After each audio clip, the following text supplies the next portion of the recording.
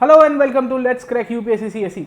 My name is Pratik और मैं आपका वेलकम करता हूँ इंडिया के लार्जेस्ट लर्निंग प्लेटफॉर्म के ऊपर, जहां मैं और मेरे फेलो एजुकेटर्स आपके लिए लेके आते हैं daily videos, daily sessions on the let's crack UPSC CSE channel and also the Unacademy plus platform, जहां आपको पता ही होगा कि इंडिया के टॉप मोस्ट एजुकेटर्स सब्जेक्ट्स को पढ़ाते हैं और आपकी यूपीएससी की जो तैयारी है, आपका जो सपना है, उसको फुलफिल करते हैं। आज हम लोग मिलने आए हैं एक ऐसे सेशन के लिए जहां मैं आपके साथ संवाद करूंगा 2023 के बारे में। आप में से बहुत सारे बच्चों को ये क्वेरी है कि सर 2023 की प्रीलिम्स को कैसे तैयारी करनी है और उसको लेके किस तरह का अप्रोच होना चाहिए। तो उसी विषय के ऊपर संवाद करने के लिए मैं आपके साथ जुड़ा हूँ। आज हम लोग डिस्कस करेंगे 2023 के लिए क्या फोकस होना चाहिए हमारा आज का डिस्कशन इसके ऊपर भी रहेगा कि 2022 की प्रीलिम्स में से हमको क्या सीखने को मिला है। क्या सीखने को मिला है मतलब ये है कि लेसन्स लर्न हमको क्या मिले हैं sir, what we have learn out of the 2022 prelims examination. हमको किस प्रकार से यहाँ से अभ्यास मिलता है। देखिए, एवरी फेलियर काउंट्स। ओके, मेरा ये मानना है कि जितनी बार आप फेल होंगे उसमें से कुछ ना कुछ सीखेंगे, है ना। तो 2022 में तो काफ़ी लोगों के लिए प्रॉब्लम रहा है। इनफैक्ट ऐसे जो भी लर्नर्स, हमारे जितने भी स्टूडेंट एस्पायरेंट फ्रेंड्स जो है, जो ये कम्युनिटी से बिलोंग करते हैं, जिनको यूपीएससी 2023 के लिए तैयारी करनी है, वो भी ये वीडियो देखेगा, ज़रूर से आपको कुछ लाभ मिलेगा। हम 5-6 चीज़ों के ऊपर डिस्कस करेंगे आज के सेशन के अंदर 2023 के बारे में। बट बिफोर मूविंग फॉरवर्ड मैं आपको इंट्रोड्यूस करना चाहूँगा हमारे प्लेटफॉर्म के ऊपर। अनअकैडमी प्लेटफॉर्म पे हम लोग बहुत सारे सब्जेक्ट्स को पढ़ाते हैं और वहाँ मेरे लाइव क्लासेस चलते हैं। In fact I teach history, GS and optional. अभी मेरी ऑप्शनल की बैच शुरू भी हुई है और आज मतलब 30 June this is the last day to join the Unacademy platform. मैं इसके लिए कह रहा हूँ क्योंकि अभी 20% डिस्काउंट है ना। तो it's a very good window and opportunity. I would suggest you कि आप जुड़िए हमारे साथ and you will get the maximum discount on the plus subscription as well. तो आपको काफ़ी फ़ायदा होगा। इनफैक्ट मेरे लाइव क्लासेस आप अटेंड करिए, आपको बहुत ही फ़ायदा होगा अनअकैडमी प्लेटफॉर्म के थ्रू। आप में से जो भी विद्यार्थियों ने प्रीलिम्स क्लियर किया है, उन लोगों के लिए हम लोग मेंस की मेंटरशिप लेके आए हैं। उन लोग के लिए हम लोग मेंस की टेस्ट सीरीज़ लेके आए हैं। बहुत ही फ़ायदा होगा, आप इसको भी ज्वाइन कर सकते हो। बाकी आप MCQ सॉल्व करिए on the combat preparation. Unacademy की कॉम्बैट होती है एवरी संडे, जहां मैं ही क्वेश्चन निकालता हूँ, मेरे साथ मेरे साथी एजुकेटर्स है वो भी निकालते हैं। So while taking the subscription you can take the plus subscription और iconic subscription. You can use this code PN Live and get 20% discount only for today my friend, है ना। तो आज के दिन के बाद तो नहीं मिलेगा, पर आज के दिन तो आपको मिल ही जाएगा सर, है ना। तो you are most welcome to join us on the Unacademy iconic subscription और दी प्लस सब्सक्रिप्शन। आप GS या कॉम्बो कोई भी ले सकते हो। ऑप्शनल ज्वाइन करना है सिर्फ, तो खाली ऑप्शनल के लिए भी आप मेरे प्लस क्लासेस के अंदर आ सकते हैं। चलिए, तो हम आपको वेलकम करते हैं। हमारा ऑलरेडी ऑप्शनल का कार्निवल शुरू हो चुका है और मैं आपको वही सजेस्ट करूँगा कि आप आइए हमारे साथ एंड आपकी जो पूरी की पूरी जर्नी है यूपीएससी को, उसको फुलफिल कराइए। चलिए, तो हम बात कर रहे थे 2023 के बारे में, है ना। हमारी बैचेस भी है, आप इसको भी ज्वाइन कर सकते हो। बात करते थे 2023 के बारे में, है ना। तो हुआ क्या है, देखिए, 2 चीज़ के बारे में डिस्कशन करूंगा आज के सेशन के अंदर। पहली जो बात होगी, चर्चा की विषय जो होगी, वो ये होगी कि 2022 हमने दिया है और उसके बाद सर हम क्या करें। हम बहुत दुखी है सर, है ना। We are so sad sir, समझ में नहीं आ रहा है कि लाइफ में अब क्या करें, मतलब जीवन में कोहरा ही कोहरा छा गया। ऐसे बहुत सारे कैंडिडेट्स का मुझे मैसेज आया है, काफ़ी सारे लर्नर्स ने मुझे पर्सनली मैसेज किए हैं वाया मीडियम से, और एक ही चीज़ पूछी कि सर हम क्या करें, what are we suppose to do next. Okay, तो मैंने सोचा कि उसके लिए ही एक वीडियो टाइप बना देता हूँ सो दैट आपको लाभ मिलेगा इससे, है ना। तो हम 2 चीज़ों के ऊपर डिस्कस करेंगे आज के क्लास के अंदर। एक तो 2022 की फेलियर से क्या सीखना है और 2023 में हमने आगे कैसे जाना है ना। तो इन दोनों पॉइंट्स के ऊपर थोड़ी बहुत चर्चा करते हैं, एक-एक करके देखते हैं कि there are 2 types of learners as of now. The first category of learners are those learners who didn't clear prelim examination, और उनको एक सबसे ज़्यादा ज़रूरत पड़ती है, वो है रीओरिएंटेशन की। रीओरिएंटेशन बहुत ज़रूरी है। ये शब्द आप सुनिए मेरी बात, है ना। ये शब्द का इम्पोर्टेंस ये है कि आप अपनी स्ट्रेटजी को कैसे रीओरिएंट करेंगे। आपको समझ में आना चाहिए कि प्रीवियस अटेम्प्ट के अंदर आपकी गलतियाँ क्या है। जब तक आप इसको इंट्रोस्पेक्ट करके अंडरस्टैंड नहीं कर पाएंगे तो बहुत ही प्रॉब्लम रहेगा आपके साथ। तो पहली चीज़ आप ये क्लियर रखिए कि यूपीएससी 2022 दिया है, पेपर बहुत टफ था। मान लेते हैं कि paper ultra pro max tough था, मतलब it was very tough. Even as a teacher मैं ये कंसीड करना, मैं कभी भी ये नहीं कहूँगा कि ये पेपर ईजी पेपर में से था, है ना। तो सवाल ये है कि इसमें से क्या सीखा जा सकता है। दूसरा सवाल ये है खास करके 2023 के लर्नर्स के लिए कि कैसे शुरुआत करेंगे, है ना। तो आप समझिए कि यूपीएससी की जो पूरी की पूरी जर्नी है उसमें 3-4 चीज़ें सबसे मेन होती हैं। When you'll see the whole study pattern and the paper style of the UPSC, तो you will realize कि इसमें एक तो प्रीलिम्स की पेपर है जिसमें जीएस और सीसेट दोनों आते हैं, राइट, है ना। तो GS1 सीसेट और एक पेपर सीसेट का आता है सर, है ना।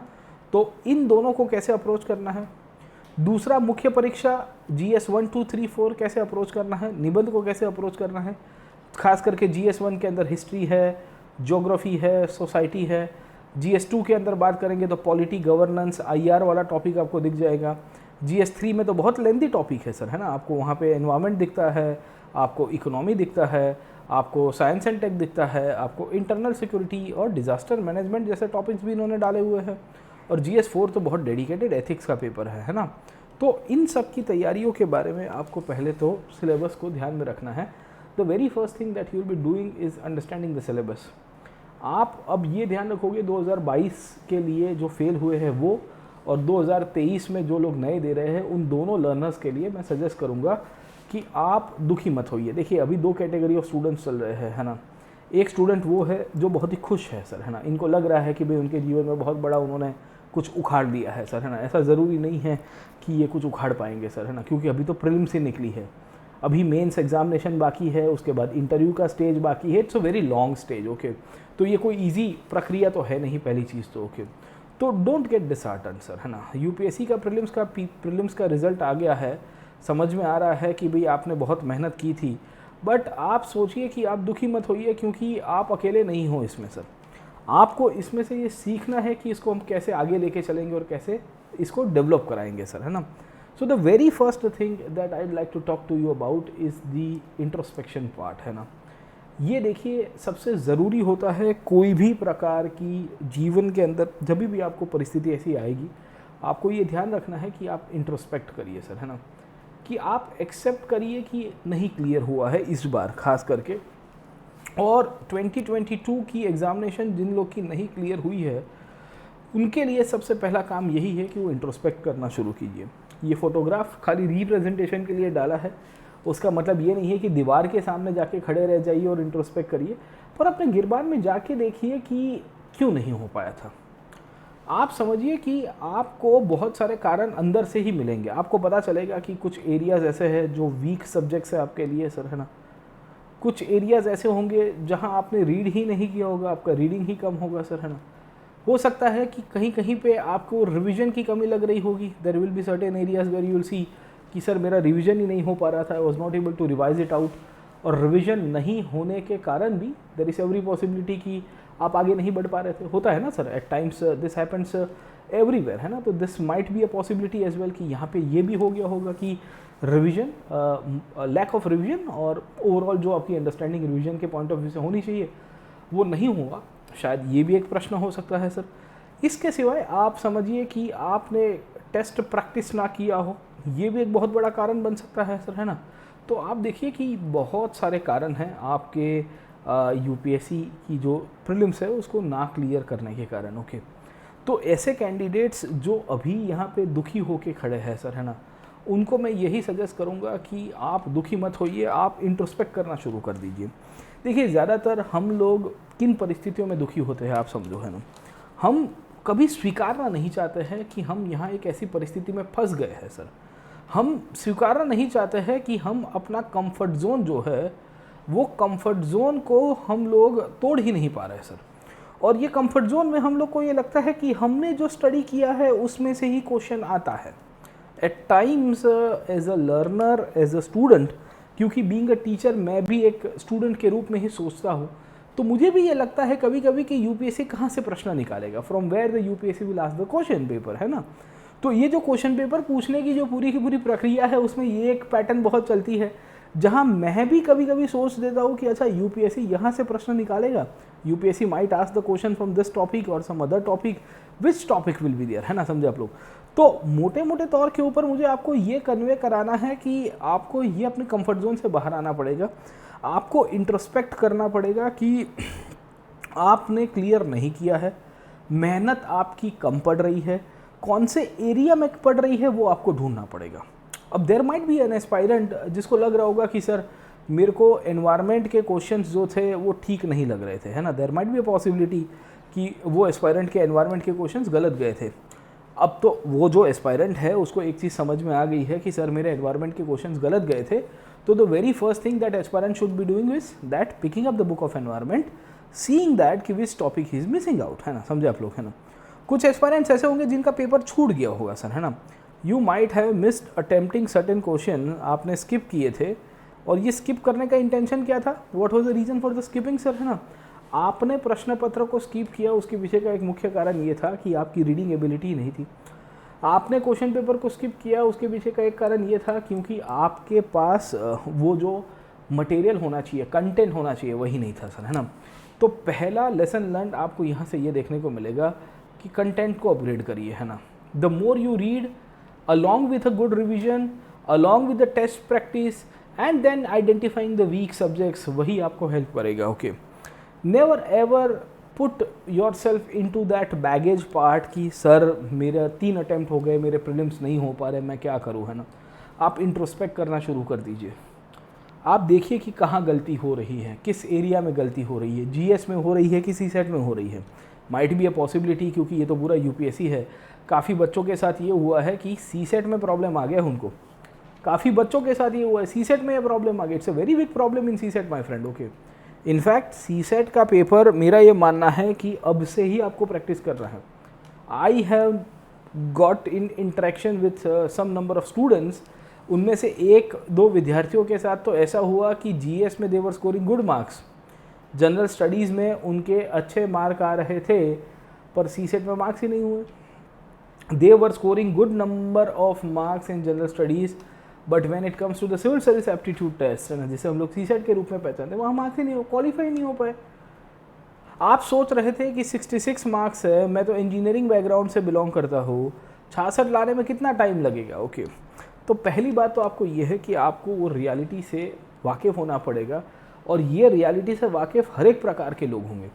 ऐसे स्टूडेंट जो 2022 में फेल हो गए हैं, ऐसे स्टूडेंट जो 2023 के लिए बहुत ही नए हैं सर, है ना। मैं आपको यहाँ पे डराने नहीं आया हूँ सीसेट के बारे में। I am not here to like no create a kind of a साइकोसिस इन योर माइंड कि हाय हाय सीसेट नहीं किया, सीसेट नहीं किया, सीसेट नहीं। कोई बात नहीं, सीसेट नहीं हुआ है, दैट्स ऑल राइट, बट अब से तो प्रैक्टिस करना शुरू करो। आपके पास करीबन 11 महीने हैं दोस्तों। 10-11 महीनों में क्या से क्या आप बना सकते हो, आप सोच सकते हो सर, है ना। आपका भविष्य लिख रहे हो आप ये मत सोचिए कि मैं सीसेट प्रैक्टिस कर रहा हूँ, आप ये सोचिए कि मैं अपने भविष्य का निर्माण कर रहा हूँ। I am actually creating my own, हम लोग कह सकते हैं कि फ्यूचर सर, है ना। ये प्रैक्टिस करूँगा तो मेरा भविष्य अच्छा होगा। आपको ये फीलिंग तो आनी चाहिए ना कम से कम। तो आप लोग पहले तो ये चीज़ को मान लीजिए कि सीसेट के ऊपर फोकस करना है, अपने वीक एरियाज़ के ऊपर फोकस करना है सर, है ना। आप एनालिसिस करिए कि कहाँ मार खा रहे हो।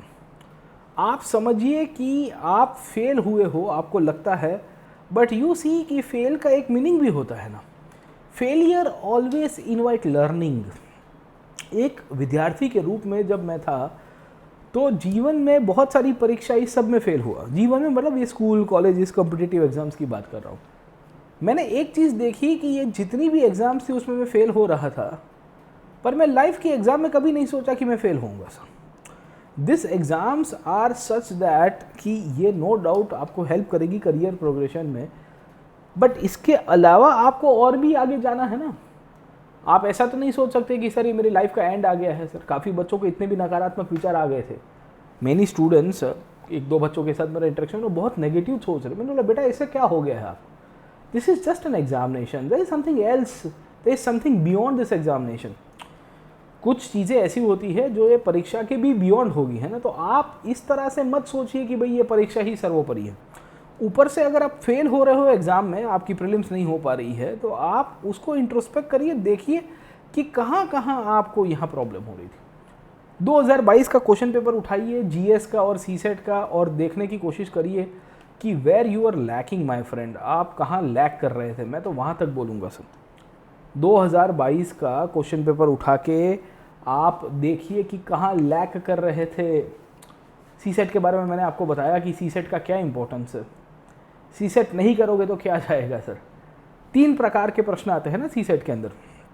एक आता है इंग्लिश कॉम्प्रिहेंशन, राइट, हाँ, एक आता है आपका मैथ्स मतलब क्वांटिटेटिव एप्टीट्यूड, राइट, और एक रीजनिंग का पार्ट आता है, लॉजिकल वर्बल रीजनिंग, अलग अलग प्रकार के हैं ना ये ट्राइंगल्स वाले और ऐसे क्वेश्चंस आपने देखे होंगे सर।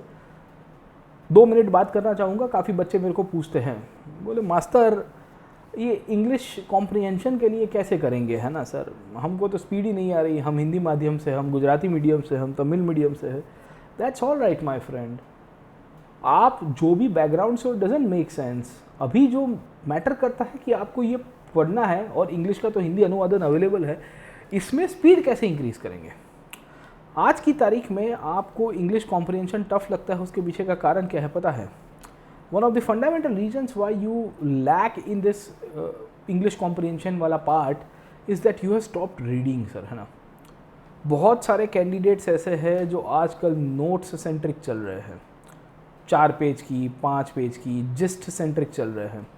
उनको ये समझ में नहीं आता है कि ये 3-4 पेज की या 3-4 वर्ड्स की या 3-4 लाइंस की नोट्स के अंदर से अंडरस्टैंडिंग नहीं बनेगी, है ना। पीडीएफ कलेक्टर बन गए, है ना। तो सब सुबह उठते हैं, सर पीडीएफ मिलेगा इसका, अरे मिलेगा तब मिलेगा यार।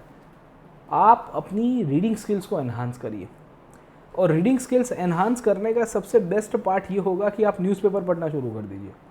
आप 1 साल का कंटिन्यूसली न्यूज़पेपर पढ़िए। You read newspaper continuously for a year. मैं आपको लिख के देता हूँ कि आप देखिए कि आपकी इंग्लिश में कितना इंप्रूवमेंट है। मैं खुद एक ऐसा समय आया था जब वर्नाक्युलर मीडियम से इंग्लिश मीडियम के अंदर ट्रांजिशन हुआ था, तो मेरे साथ भी ये हुआ था। शब्द नहीं समझ में आ रहे थे, कंटेक्स्ट नहीं समझ में आ रहा, बस धीरे धीरे इम्प्रोवाइज हो गया। और उसमें सबसे ज़्यादा सहारा किसी चीज़ ने दिया था तो वो न्यूज़पेपर नहीं दिया था। तो यहाँ पे भी आपको यही देखना है कि newspapers are a very important source, not just for current affairs पर इवन फॉर सी सेट। क्योंकि न्यूज़पेपर्स के अंदर जो सी सेट के बड़े आप देखोगे एडिटोरियल्स आते हैं, वही एडिटोरियल्स के ऊपर से तो कॉम्प्रिहेंशन पूछा जाता है। वही एडिटोरियल्स के अंदर से उसकी जिस्ट निकाल के यूपीएससी पूछती है ना आपको कि भाई ये जो एडिटोरियल है, ये एडिटोरियल के अंदर कहना क्या चाहता है। व्हाट से फॉर एग्जांपल इकोनॉमी का एडिटोरियल है, साइंस एंड टेक का है, वैक्सीन्स के रिलेटेड है, एथिकल इश्यूज़ के ऊपर आ रहा है सर, है ना। तो आपको इसको इस तरह से देखना है। तो don't see this from the exam point of view कि भाई खाली मुझे है ना सी सेट नहीं, आपको न्यूज़पेपर काम में आएंगे, करंट अफेयर्स के अंदर भी, इंग्लिश में भी काम में आएंगे। तो इंग्लिश इंप्रूवमेंट का यही रास्ता है, सरल रास्ता ही ये है कि आप न्यूज़पेपर पढ़ते रहे, धीरे धीरे धीरे धीरे ग्रास्पिंग होगी। दूसरी इंपॉर्टेंट पार्ट ये है कि आप जब इसको पढ़ेंगे तो आपको इसके पीछे का कंटेक्स्ट भी पता होना चाहिए। मतलब मैं तो कहूँगा कि आप देखिए कि जीएस के कुछ कुछ सब्जेक्ट्स के साथ आप साथ में रखिए। मतलब जैसे पॉलिटी है, जैसे इकोनॉमी है, ये दोनों ऐसे विषय है जो करंट सेंट्रिक बहुत चलते हैं। एनवायरनमेंट है, वो भी करंट सेंट्रिक सब्जेक्ट है, राइट। तो आप इन सब विषयों के ऊपर फोकस करिए जो करंट सेंट्रिक हो, जहाँ पे करंट अफेयर्स की बातें की जा रही है, और उसके रिलेटेड आर्टिकल्स पढ़िए, ऑटोमेटिकली आपकी स्पीड बढ़ेगी। आप और खुद से ही अंडरस्टैंड करिए कि इसमें से क्वेश्चन क्या बनेगा, what kind of question can be asked, समझे। तो पहली बात तो ये है। दूसरी बात आप देखोगे तो यहाँ पे आपको क्वांटिटेटिव एप्टीट्यूड दिखेगा, आपको रीजनिंग दिखेगा, उसके बारे में भी आपको देखना है। अब काफ़ी बच्चे ये आके कहेंगे कि सर मेरे को क्वांट नहीं समझ में आ रहा है। अरे प्रैक्टिस से ही आएगा ना। अब मैथ्स 2 महीने में तो समझ नहीं पाओगे। आपको पता है कि you are weak in maths, आपको पता है कि मैथमेटिक्स में आप कमज़ोर हो, आपको पता है कि भाई 2 + 2 4 होता है, पर इसके पीछे का फॉर्मूला शायद आपको नहीं पता होगा। तो देन आपको इंट्रोस्पेक्ट करके एक ही चीज़ करनी है, वो है प्रैक्टिस। और ये प्रैक्टिस लर्निंग अगर आप सेल्फ स्टडी से कर सकते हो, सेल्फ स्टडी से करिए। एनसीईआरटी की किताब उठाइए, उसमें से आप फॉर्मूलाज देखिए, टाइम स्पीड एंड डिस्टेंस देखिए, परसेंटेज देखिए, बेसिक 10वीं के अंदर आपको मिल जाएगी ये सब चीज़ें।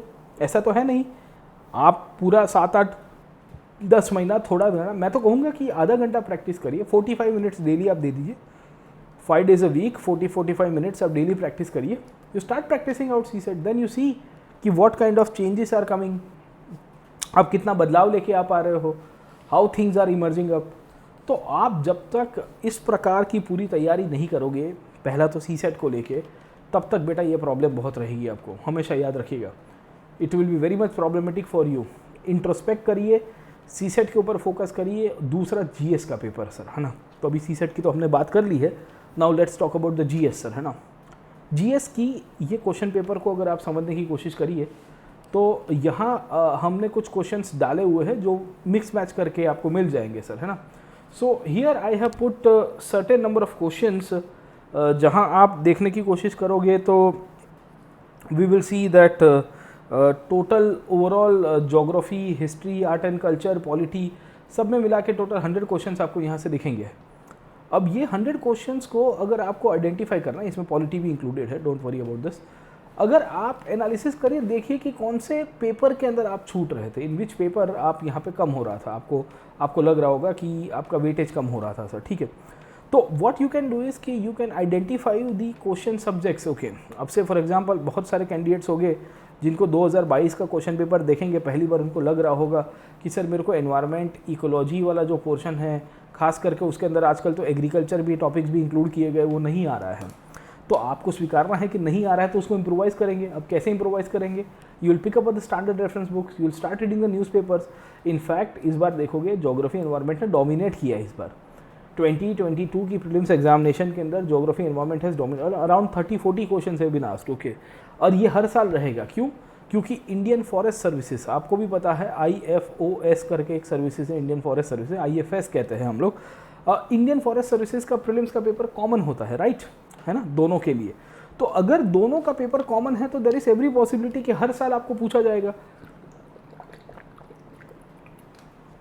अब प्रॉब्लम क्या हो रहा है कैंडिडेट्स के साथ कि जीएस का जो कोर सब्जेक्ट है उन्होंने ढंग से नहीं किया, और जीएस का कोर सब्जेक्ट ढंग से नहीं किया, इसके लिए हमको ये देखने को मिलेगा कि ये जो करंट वाला पोर्शन है वो उनको समझ नहीं आ रहा है।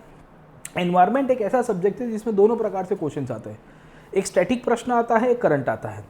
इकोनॉमिक्स एक ऐसा सब्जेक्ट है जिसमें जीएस का प्रश्न आता है, करंट का आता है सर, है ना। मॉनेटरी पॉलिसी में क्या बदलाव हुआ, इन्फ्लेशनरी टेंडेंसीज में क्या बदलाव हुआ, जीडीपी के अंदर कैलकुलेशन में क्या चेंजेस हुआ, बहुत सारे टॉपिक्स है ना ऐसे। तो साइंस एंड टेक पूरा कोर सेंट्रिक नहीं है, वो करंट सेंट्रिक ही है। तो आपको पता है कि उसमें लेटेस्ट 1-2 साल का आप करंट अफेयर्स न्यूज़पेपर्स के अंदर पढ़ के जाओगे तो बहुत फ़ायदा मिलेगा आपको। आपके साथ दिक्कत ये है कि आप उसको उस तरह से अप्रोच नहीं करते हो। इवन हिस्ट्री में भी आजकल करंट सेंट्रिक पूछ रहा है ना। सोमनाथ मंदिर के ऊपर इस बार प्रश्न था, आपने देखा होगा 2022 के अंदर।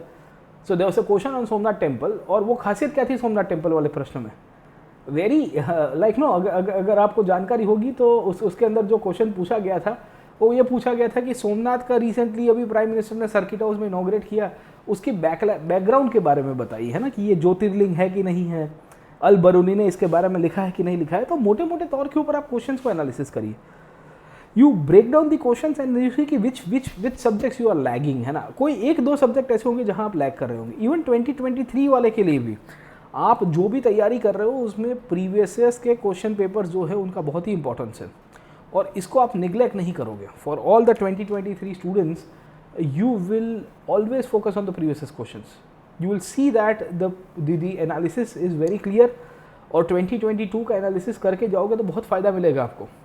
तो this is the core part for any subject, okay, वो चाहे हिस्ट्री, पॉलिटी, ज्योग्राफी। और इनफैक्ट मैं कहूँगा कि आप अगर पढ़ाई नई शुरू कर रहे हो, you are starting very new, okay, तो मैं वो कहूँगा कि वैसे जनरल स्टडीज़ के सब्जेक्ट को पढ़िए जो आपको करंट अफेयर्स के साथ लिंकअप करने में हेल्प करे सर। अब से फॉर एग्जांपल आप शुरू करेंगे से फॉर एग्जांपल ज्योग्राफी के साथ, तो ज्योग्राफी में आपको देखना है कि करंट में क्या चीज़ें चल रही है। अच्छा, कोई कंट्री के अंदर अर्थक्वेक आया है, हाँ आया है, अभी रिसेंटली आपने देखा होगा अफगानिस्तान के अंदर अर्थक्वेक आया है कि नहीं आया है। तो आप इस तरह से लिंकअप करने की शुरुआत करिए सर, है ना। आप पढ़ रहे हो से फॉर एग्जांपल इकोनॉमी, तो इकोनॉमी के अंदर आप ऑटोमेटिकली उसके करंट के साथ लिंकअप करिए, है ना। बजट आएगा तो बजट के साथ लिंकअप करने की कोशिश करिए। पॉलिटी देखिए कि अभी पॉलिटी के अंदर एंटी डिफेक्शन चल रहा है, महाराष्ट्र का भी मैटर हुआ, आपने देखा होगा सर, है ना। सरकार के अंदर थोड़ी बहुत परेशानियाँ हुई और शायद बदलाव भी होगा, तो आपको उसके अंदर से वो आइडेंटिफाई करके बताना है कि अब इसमें आगे क्या सॉल्यूशन आएगा सर। तो इसके बारे में आप जब आर्टिकल्स पढ़ोगे न्यूज़पेपर्स के अंदर तो ऑटोमेटिकली आपको आइडिया रह जाएगा कि हाँ मैंने करंट मुझे समझ में आ रहा है, क्योंकि मैंने जीएस के ऊपर फोकस किया था, कोर सब्जेक्ट्स के ऊपर। तो कोर सब्जेक्ट्स के साथ लिंकअप करके अच्छे से करोगे तो ज़्यादा फर्क पड़ेगा। करंट अफेयर्स के अंदर हमेशा याद रखिएगा कि मंथली मैगजीन्स आपको हेल्प नहीं करेंगे। बहुत सारे कैंडिडेट्स, बहुत सारे स्टूडेंट्स मेरे को ये मैसेज करते हैं कि सर करंट अफेयर्स में मैं क्या करूँ, मंथली मैगजीन कर दूँ। मैं कहता हूँ नहीं दोस्त, है ना, this is not the correct approach to study the current affairs, okay. Monthly magazine के ऊपर क्यों नहीं करना, उसके पीछे का कारण यही है क्योंकि मंथली मैगजीन्स के अंदर से आपको जो जिस्ट मिलेगा वो बुलेट पॉइंट के अंदर दिखेगा। करंट अफेयर्स आपको डेली करना है। एक न्यूज़पेपर आप अभी से पढ़ना शुरू कर दीजिए। अब न्यूज़पेपर कौन सा पढ़ना है वो आप चूज़ कर सकते हो सर। उसमें आप द हिंदू चूज़ कर सकते हो, इंडियन एक्सप्रेस चूज़ कर सकते हो, it is up to you, but you make sure कि you will read it in a very thorough way sir, है ना। आप मंथली मैगजीन को कॉम्प्लीमेंट करेंगे अपने न्यूज़पेपर के साथ, और न्यूज़पेपर के अंदर पढ़ के आप डेली नोट्स भी बनाएंगे। मैं तो कहूँगा कि note making is a very integral part of the UPSC CSC preparation.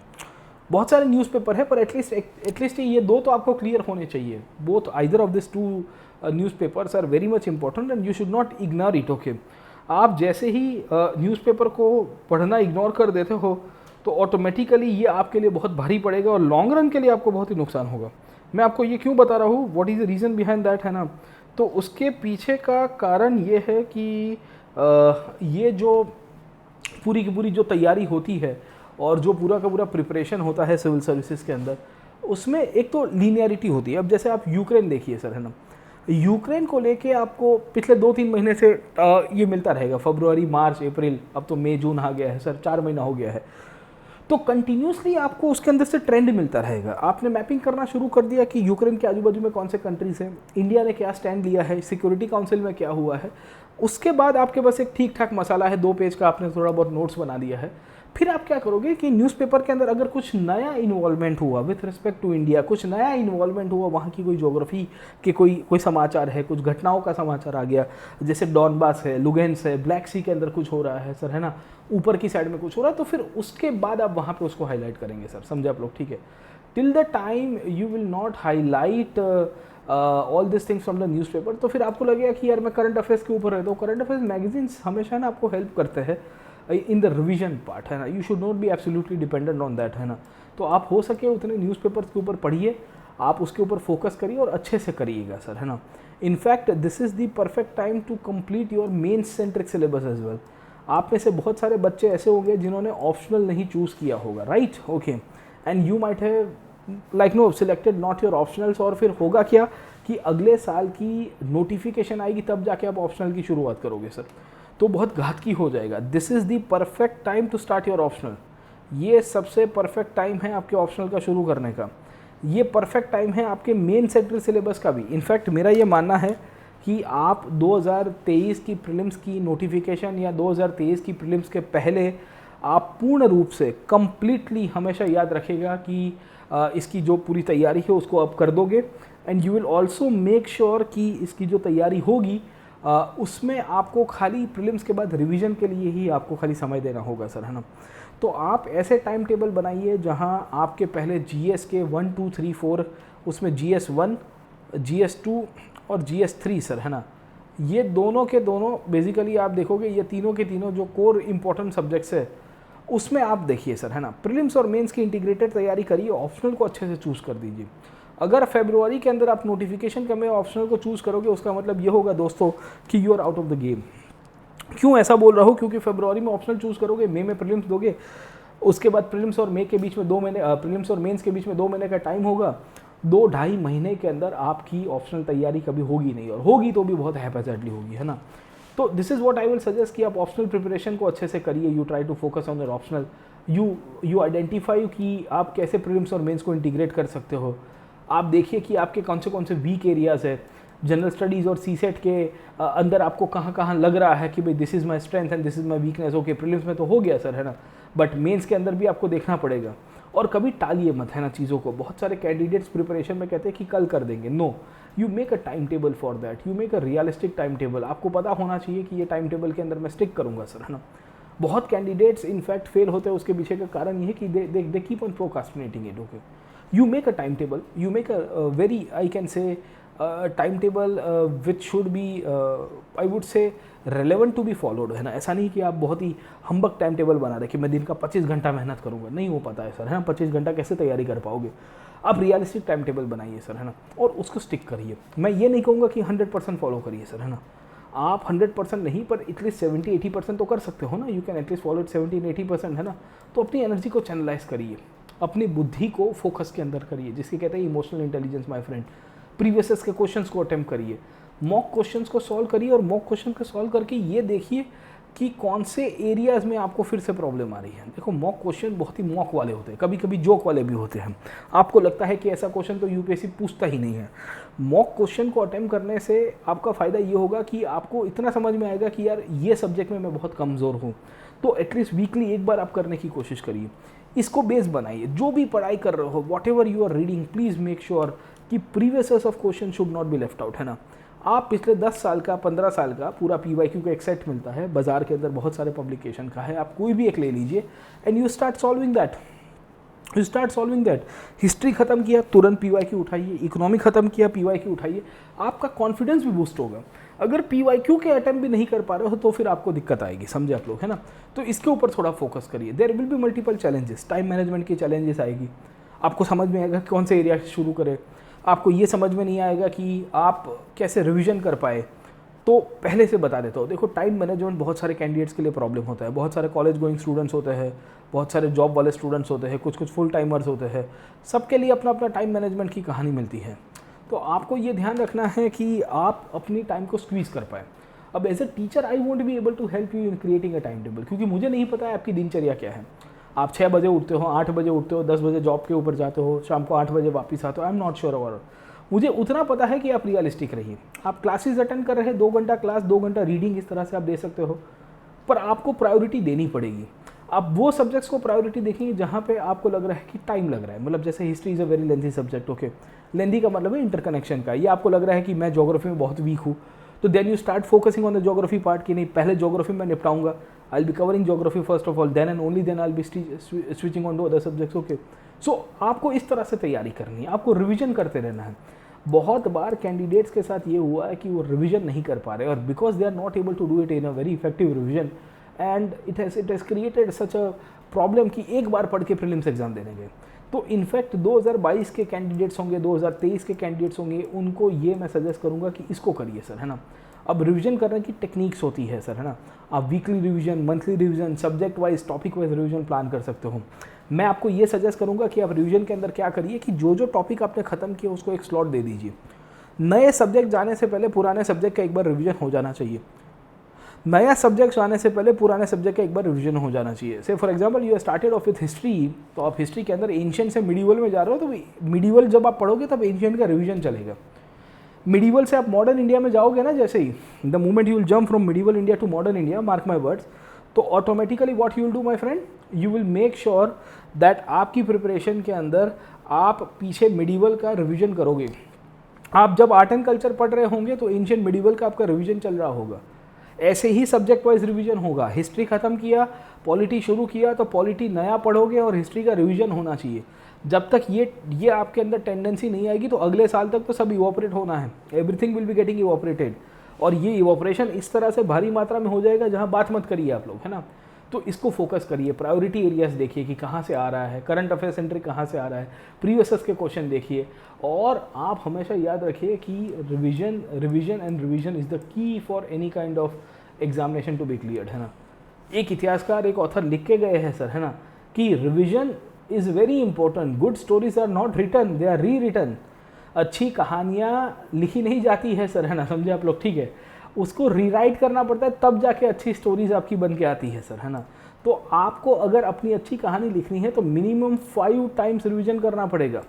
ये 5 बार अगर आपने नहीं किया, मिनिमम 4 टाइम्स अगली बार प्रीलिम्स के पहले। अब आप प्लान बना दीजिए, you make a plan for your self, you make sure कि ये जो पूरा का पूरा प्लानिंग करोगे उसमें बहुत कॉम्प्रिहेंसिव कवरेज आपको मिलेगा, और उसके बाद आप तैयारी करोगे सर, है ना। तो आप डेली कैसे भी प्रैक्टिस करना चाहते हो, किस तरह से करना चाहते हो, वो आप डिसाइड करिए। अगर आपको हेल्प चाहिए तो you can join us on the largest education platform in the country and you can ask us, we are here to help you out my friend. हम आपकी मदद करने के लिए जुड़े हैं सर। हम आपको ये नहीं कहेंगे कि आपको खड्डे में ढकेल देंगे, आपको उल्टी दिशा में दौड़ाएंगे। No, it is never ever a duty, it is never ever our intention to actually throw you in some kind of like no eventually एक ऐसी कंडीशन जहाँ पिट में आप गिर जाओ। नहीं, हम तो चाहेंगे कि आप फ्लाइंग कलर्स के साथ ये एग्ज़ाम की तैयारी करिए सर, है ना। तो don't get disheartened, don't get demotivated, learn from the failures, you channelize your energy, you identify the weak areas, you practice on the CSET, and also make sure कि न्यूज़पेपर को ना skip करिए। Newspaper पढ़ना बहुत ज़रूरी है। नहीं करोगे तो बहुत प्रॉब्लम आ जाएगी सर, है ना। एनालिसिस करिए, इंट्रोस्पेक्ट करिए कैसे करना है। अगले साल मैं आशा करूँगा कि ये जो गोलू विद्यार्थी है वैसा आपका भी एक फ़ोटो डालूँ और फाइनल सिलेक्शन के अंदर फ़ोटो डालूँ। ज़्यादा अगर आपको कोई भी क्वेरी है तो आप डिस्क्रिप्शन बॉक्स में जाइए, आप हमारे एप्लीकेशन के ऊपर ज्वाइन करिए, मेरे लाइव क्लासेस के अंदर आइए। मेरी प्रोफाइल के अंदर आपको मेरे स्पेशल क्लासेस दिखेंगे। ये स्पेशल क्लासेस फ्री क्लासेस होते हैं, आप इसको अटेंड करिए and you join the classes, you will actually enjoy the preparation phase. मैं आपको गलत नहीं कहूँगा, आपको मज़ा आएगी पढ़ने में। जो चीज़ आप 200 घंटे में करेंगे मैं 20 घंटे में करके दूंगा। आज की तारीख में इम्पॉर्टेंट यही है कि आप कोई गाइडेंस ले लीजिए जो आपके लिए ईजी होगा। सेल्फ स्टडी करना है तो बी योर ओन गुरु, आप अपने खुद के गुरु बन जाइए, पर करिए कुछ, है ना। इसी नोट के ऊपर कंक्लूड करता हूँ। आज अनअकैडमी सब्सक्रिप्शन 20% ऑफ चल रहा है, आप ज़रूर से इसको भी देख सकते हो और ले सकते हो subscription by using this code PN Live। शायद तक कल ये 20% ऑफ वाली स्कीम ना रहे। और मेरे नए कोर्सेज आ रहे हैं, we I am starting off with modern history next month, फिर पोस्ट इंडिपेंडेंस इंडिया और बहुत सारे टॉपिक्स हम लोग लेके आएंगे। तो join us on the largest education liberation in this country, let's crack it.